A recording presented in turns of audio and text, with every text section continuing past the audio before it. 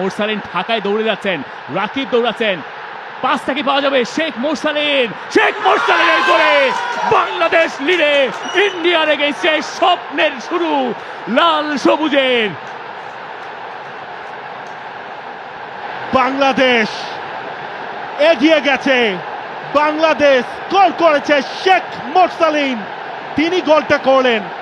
রাকিবকে বলটা ছাড়লেন, রাকিব তার মার্কারদের ছিটকে ফেললেন এবং এরপর যে বলটা বাড়িয়ে দিলেন সেখান থেকেই গ্যালারিতে উঠেছে এই আলোড়ন, কারণ নামটা শেখ মোরসালিন তার গোলে। ক্লাসিক কাউন্টার অ্যাটাক এবং সেই দুজন মিলেই কম্বাইন করলেন রাকিব এবং মোরসালিন।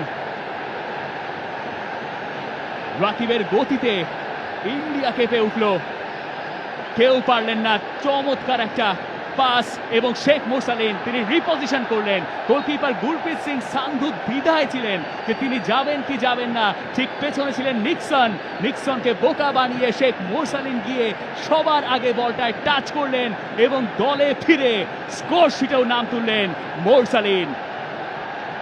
তার ক্যারিয়ারের সপ্তম গোল হয়ে গেছে। কীর্তনখোলা এক্সপ্রেসের গতির ঝড় দেখেছে এই ন্যাশনাল স্টেডিয়াম, এরপর দেখেছে মোরসালিনের একটা ক্লিনিক্যাল ফিনিশিং।